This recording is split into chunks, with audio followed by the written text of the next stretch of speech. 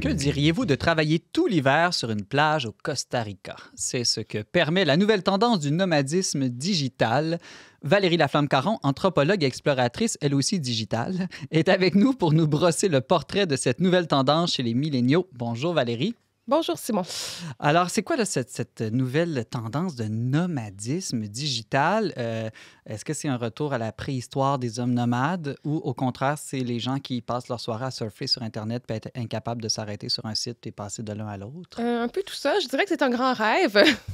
Un grand attrait pour plusieurs jeunes adultes aujourd'hui. En fait, ça renvoie à cette foulée de télétravailleurs qui ont la liberté là, de se promener d'un pays à l'autre, d'un continent à l'autre, soit parce qu'ils sont entrepreneurs, donc eux-mêmes là, sont pigistes pour différentes entreprises, ou parce qu'ils sont employés par une organisation qui permet d'être délocalisés. Par exemple, mon mari travaille pour une compagnie d'assurance et il ne peut pas s'expatrier en tant que tel, mais on pourrait prolonger nos vacances au Mexique d'un mois ou deux et lui pourrait continuer à travailler pour son employeur. Donc, il y a 35 millions de personnes actuellement. Ça, c'est très marginal ou c'est en croissance rapide? C'est en croissance rapide, mais je pense que ça reste à l'échelle du monde quand même marginal, mais dans certains pays, ça devient de plus en plus présent. J'imagine que la pandémie a accru ce phénomène-là. Oui, et c'est vraiment exponentiel. Depuis l'an dernier, on observe une augmentation de 30 des gens qui se déclarent comme étant des nomades digitaux, donc des télétravailleurs internationaux. OK. Est-ce que tu peux nous brosser le portrait d'un nomade digital? C'est quoi son portrait robot? C'est pas juste quelqu'un qui est, disons, un travailleur qui travaille de chez lui, un télétravailleur. Ça va plus loin que ça. Non, c'est vraiment quelqu'un qui va s'expatrier et qui va voyager tout en continuant de travailler à temps plein. Donc, à travers son ordinateur, c'est essentiellement des employés du monde des technologies, par exemple des développeurs web, des programmeurs et tout ça. Ça peut être des gens qui sont dans la création de contenu, par exemple des rédacteurs professionnels qui peuvent travailler à distance ou des gens qui vont faire de la gestion de données. Donc, c'est des emplois très spécifiques, mais qui n'exigent que un simple ordinateur et une bonne connexion Internet là, pour être en mesure de compléter les tâches. Puis la personne type, est-ce que c'est comme un jeune au début vingtaine, un bébé boomer dans une seconde carrière? Non, on est plus entre 25 et 30 ans. La plupart sont des hommes de descendance européenne et la majorité travaille à temps plein. Donc, ça se distingue aussi des gens qui vont aller, par exemple, dans l'Ouest canadien, cueillir des cerises, dans le Nord, planter des arbres et ensuite faire la vadrouille là, en Amérique latine. Là. Donc, on parle de jeunes professionnels quand même. Donc, ça se distingue aussi des backpackers et des gens qui prétendent vivre la van life, par exemple. OK. Puis c'est où qu'ils vont? Est-ce qu'ils vont dans des tout inclus en Floride ou à Cuba? En fait, la plupart d'entre eux... ils vont rechercher, premièrement, une destination au soleil où la météo est clémente, parce qu'on souhaite améliorer ses conditions de vie et non pas les voir... On les comprend quand même. Tu es venu parler de ça la dernière fois, de l'attrait du Sud pour nous tous qui vivons dans les pays nordiques. Oui, exactement. Puis ces gens-là ont la liberté de le faire, donc pourquoi pas? Donc, ils vont chercher une météo clémente, mais aussi un faible coût de la vie. Parce que le but d'un nomade digital, c'est d'en avoir plus pour son argent. Puis ça aussi, je pense que on le comprend, qu'il ne veut pas en avoir plus pour son argent. Donc, avec un revenu moyen, par exemple, de 2 000 ici au Québec, ça devient difficile de subvenir à ses besoins, je pense, là, avec toute l'augmentation du coût de la vie et tout ça. On va être très serré dans son budget, alors que dans plusieurs autres pays, essentiellement des pays du Sud, bien, en tout cas, ça permet de Donc, ils peuvent travailler moins d'heures, disons, par semaine pour plus profiter de la vie et de la plage. Oui, ou gérer leur horaire à leur convenance autour du loisir plutôt qu'autour des tâches à réaliser. Par exemple, si une journée, il fait très beau puis qu'on a envie de faire une randonnée, on peut y aller en se disant que le lendemain, on va organiser son travail pour en faire plus, pour compenser cette absence-là. Un nomade, Valérie, là, c'est pas juste quelqu'un qui vit dans un autre pays, qui travaille à distance, c'est quelqu'un qui serait en perpétuel mouvement. Oui, effectivement. Donc, il y a vraiment beaucoup de statistiques là, sur les nomades digitaux. C'est difficile de faire la part des choses dans tout ça. Mais j'ai vu là, que la plupart ne vont pas rester plus de 3 mois au même endroit, dans le même pays. Donc, les gens peuvent se promener d'une ville à l'autre ou d'un pays à l'autre. C'est des gens, c'est ça, qui sont en perpétuel mouvement et vont aller d'une communauté de nomades digitaux à une autre communauté de nomades digitaux parce que ces gens-là sont justement à certains endroits, comme à Bali actuellement, ce serait comme la capitale internationale des nomades digitaux. Donc, à travers des réseaux sociaux, des forums Internet et tout ça, les gens sont capables de de partager c'est quoi les bons coûts, quelles sont les destinations intéressantes pour ce type de travailleurs, parce que je reparle de la connexion Internet. Ça reste quand même là, un incontournable. Oui, c'est ça. C'est quoi les principaux avantages de ce mode de vie très nouveau et actuel lié aux nouvelles technologies? Bien, comme on l'a mentionné, c'est d'en avoir plus pour son argent. Donc, on peut avoir plus de biens de consommation, par exemple, aller dans les restaurants, aller dans les bars, faire des fêtes et tout ça, ce qui peut être quand même dispendieux ici. Au niveau de la qualité de l'hébergement, il y a des gens qui vont prétendre que de vivre dans des Airbnb à l'étranger, ça coûte moins cher que de louer un logement à Montréal, à Vancouver ou à Toronto, par exemple. Donc, il y a vraiment cette notion-là d'en avoir plus. On articule, comme je l'ai dit, son quotidien autour du loisir plus que du travail. Et on a aussi le sentiment de mener une vie excitante parce que ces gens-là vont se mettre en scène beaucoup sur Instagram, sur TikTok, et ils vont faire miroiter un mode de vie qui a l'air très alléchant. Donc, c'est très glamour être un nomade digital. Là, c'est comme la version enrichie, la version en bourgeoisie, je pense, du backpacker. Oui, parce que le backpacker, souvent, c'est avant tes études, ou en tout cas au moment où tu es encore étudiant. Mais là, c'est vraiment des gens qui sont rendus plus au niveau de la carrière. Ils travaillent à temps plein. Là. Oui, c'est ça, exactement. C'est pas des gens qui pilent leur dollar pendant un certain temps pour ensuite vivre le voyage. Là. C'est vraiment intégré à leur mode de vie du quotidien. Et comme ils font de l'argent, ils pourraient soutenir ce mode de vie-là à plus long terme, à la différence d'un backpacker. Oui, ils pourraient le soutenir éternellement là, si c'est vraiment ce qu'ils désirent. Par contre, il y a certains désavantages aussi. Non seulement pour eux, mais j'imagine aussi pour l'ensemble de la société, ou même pour les compagnies. Ça ne doit pas toujours avoir que des avantages là, d'avoir des gens qui ne sont jamais sur place. Non, puis j'ai même cherché c'était quoi les avantages pour les pays hôtes à recevoir des masses de télétravailleurs, puis honnêtement, j'en ai pas trouvé Parce tant qu'ils ne payent pas d'impôts dans ces pays-là? Non, effectivement, là, j'ai découvert la notion de résidence fiscale que je connaissais pas. Donc, la résidence fiscale, c'est justement le pays là, où tu vas payer tes impôts. Donc, il y a plusieurs pays comme le Portugal, la Colombie, le Mexique, la Thaïlande qui sont en train de développer avec la Serbie et les Philippines des permis de séjour destinés à ces télétravails-là parce qu'en théorie, un télétravailleur n'a pas le droit de travailler. Ah, OK. Donc, quand tu es sur un visa de touriste, par exemple, tu n'es pas supposé travailler. Ouais. Donc, pour accommoder ces gens-là, ils ont créé des permis de séjour qui sont plus longs, qui peuvent aller jusqu'à 1 an. En même temps, comme des touristes, ils viennent dépenser leur argent dans le pays. Oui, mais c'est pas mal la seule chose qu'ils font parce que je regardais les conditions là, des permis de séjour pour les télétravailleurs. Puis, non, c'est ça. Eux, ils demandent une preuve de résidence fiscale. Donc, ils n'ont pas nécessairement là, l'avantage de retirer des impôts supplémentaires. Comme tu dis, c'est des gens qui vont consommer des biens et des services.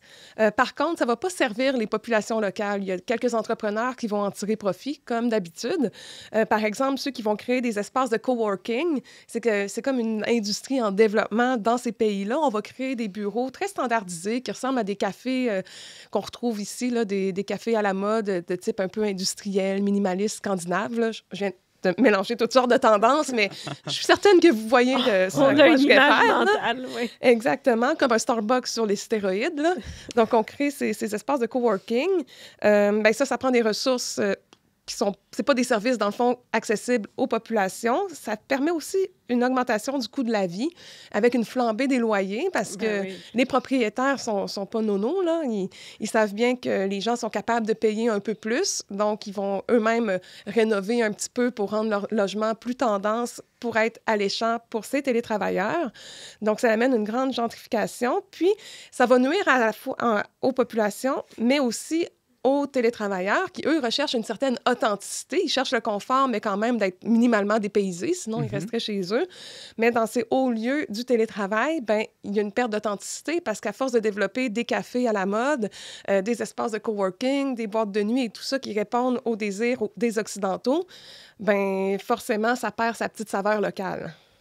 Je suis curieux autour de la table. Vous, êtes-vous de tendance plutôt sédentaire ou nomade là, dans votre vie spontanément? Gros silence. Ouais, c'est dur. Vous n'êtes jamais posé cette question-là? Ben, c'est une super bonne question, moi, je trouve, parce que je t'écoute parler puis je me dis que j'aurais le goût de faire ça. Ben oui, mais moi aussi. Vraiment? Tout à fait. Donc, Leslie-Anne, une petite tendance nomade. Valérie, je m'en doutais quand même. Ben, nomade à temps partiel, parce qu'en même temps, je suis très sédentaire. Ça fait 12 ans que je meurs dans le même... Valérie. Non, mais ça fait 12 ans que je suis dans le même quartier. Ma famille est de Québec, de génération depuis la Nouvelle-France, là, donc... Puis il est hors de question que je déménage hors de la région, là, donc c'est ça. Moi, je pense que je suis fluide. Non, mais je veux dire, jeune, je pensais être très nomade, l'aventure, l'expérience, le voyage. Puis je l'ai fait pendant 2 ans à peu près. Puis à un moment donné, je me suis rendu compte, non, moi, je veux m'enraciner, je veux des relations à long terme, je veux contribuer à une communauté. J'avais soif d'engagement. Puis aujourd'hui, j'ai complètement perdu cette illusion-là. Puis je suis très bien chez nous, puis je veux pas nécessairement que ce soit plate, là, mais je veux vraiment le long terme. Oui. Ben oui, c'est aussi que le mode de vie que tu décris, ça a l'air de bien fonctionner pour un célibataire dans la fleur de l'âge, tout ça, ou un jeune couple de professionnels. Mais on s'imagine moins faire ça avec une famille, quoique je sais qu'il y en a des gens qui le font, là, vivre dans une vanne avec des enfants. Dans un voilier. Ça, mais, sur un voilier, tout ça. Mais pour la question de l'école, ou si tu as besoin de soins de santé ou quoi que ce soit, je veux dire, tous les avantages liés au fait de vivre dans une communauté, me semble, reviennent à un certain point, là, te rebondissent dans la face, il me semble. Ben, moi, je pense que depuis que j'ai une voiture, je suis plus sédentaire, étrangement. Parce que on dirait que le fait de pouvoir aller où je veux, quand je veux, ça fait que je vais chez nous. Sinon, avant, en autobus, je m'arrêtais où il fallait, parce qu'à un moment donné, c'est long, prendre le bus, puis bon, je suis à l'université, je vais être à l'université, ou je suis dans un café, parce que ça va être long de me rendre chez nous. Mais on dirait que depuis que je peux, je me retourne chez nous. Ça m'a surpris. Valérie, en t'écoutant, je me demandais, quand on est chrétien, là, est-ce qu'on peut vraiment vivre en nomade? C'est-à-dire que je me vois mal, comme disait Ariane, fonder une famille avec ce mode de vie-là, ou vraiment appartenir et m'engager dans une communauté chrétienne si je suis constamment en mouvement, chaque 3 mois, je change de pays. Est-ce que c'est compatible avec le christianisme? Bien, je pense que la notion de voyage, puis c'est une notion c'est un phénomène dont je vais critiquer plusieurs manifestations, là, le tourisme de masse et tout ça. Mais le voyage en tant que tel, je pense que ça peut vraiment nourrir l'expérience chrétienne, parce que quand on est hors de sa zone de confort, quand on perd ses repères, bien forcément, ça nous rend plus vulnérables. Et dans cette fragilité-là, je pense qu'on peut devenir plus à l'écoute, plus alerte à la volonté de Dieu, à une réalité là, qui dépasse là, le matériel, si je peux dire. Cela dit, il y a une différence entre aller en voyage, faire une petite parenthèse dans sa vie ou partir en mission. Là. Je veux dire, on connaît des familles... Ou faire un pèlerinage 1 mois, par exemple, à la Compostelle. Oui, exactement. Donc ça, c'est des expériences qui sont généralement délimitées dans le temps et où on ne va pas... faire l'apologie du mouvement perpétuel. Puis en préparant la chronique, je réfléchissais, j'ai réalisé que dans le fond, dans l'histoire, traditionnellement, ce sont les communautés qui sont nomades. C'est pas les individus. C'est vrai que Jésus bouge constamment dans les évangiles, mais avec ses apôtres, les saintes femmes, tous les disciples autour de lui. Oui, exactement. Et Jésus, dans ce contexte-là, est en mission. Et de fait, sur le chemin, c'est là qu'il va vivre plusieurs rencontres qui seront déterminantes, pour la vie des personnes qu'il va rencontrer. Là, lui, Jésus, sa vie est pas mal déterminée. En tout cas, on pourrait faire une discussion théologique, mais vous comprenez ce que je veux dire. Il a fait des rencontres déterminantes. Il y a des événements importants dans les évangiles qui se passent sur la route. Donc, on peut pas juste dire qu'il faut rester à la maison, entre ses 4 murs, sous son toit, à l'abri de la pluie et des intempéries. Là, c'est pas ça que je dis. Mais il faut être critique, je pense, de ces phénomènes-là où on laisse miroiter qu'en étant détaché de tout engagement communautaire, justement, on va pouvoir s'épanouir comme personne. Et même les nomades digitaux se font prendre à leur propre jeu parce que l'isolement, le sentiment de solitude, c'est la principale raison pour laquelle ils vont mettre un terme à ce mode de vie-là. Si je me souviens bien, en fait, je m'en souviens pas, mais il me semble que l'étymologie de paroisse, là, dont j'ai un blanc de mémoire, veut justement dire quelque chose comme une communauté en mouvement, en chemin. Je ne sais pas si c'est lié à la tente ou ça ne vous revient pas, non? Non, on n'a pas ces références. Vous nous écrirez pour nous donner la réponse. Oui. Puis... c'est super intéressant comme notion, finalement, que c'est une manifestation de probablement l'individualisme moderne, l'idée que les nomades modernes sont des individus qui se déplacent et non pas des communautés. Ça m'avait comme pas frappé, mais la manière dont tu le présentes, c'est vrai que c'est fondamentalement différent. Puis on se rappelle, je pense que l'exil, dans la Bible, puis en général dans la vie, c'est vu comme une punition, un châtiment, ou en tout cas quelque chose d'extrêmement difficile à vivre. C'est une blessure d'être exclu de sa communauté. C'est pas une belle expérience, là, d'être forcé à être déplacé, dans le fond. Exact. C'est une croix à porter sur laquelle tu vas pouvoir vivre différentes expériences. Tu vas pouvoir participer, oui, à l'histoire du salut, mais c'est vu comme un sacrifice. C'est pas quelque chose qui est positif et que monsieur, madame, tout le monde là, va rechercher. Là. C'est une tragédie, l'exil. Bien, merci Valérie, tu nous confortes du fait qu'on ne peut pas, nous, vivre ce mode de vie-là. Puis qu'on est pogné chez nous, mais plusieurs, on a une voiture malgré tout. Hein? Alors, Valérie Laflamme-Caron, tu es agente de pastorale au Collège de Lévis, dans la région de Québec. Tu es passionnée d'anthropologie. Merci beaucoup encore une fois. Merci à vous.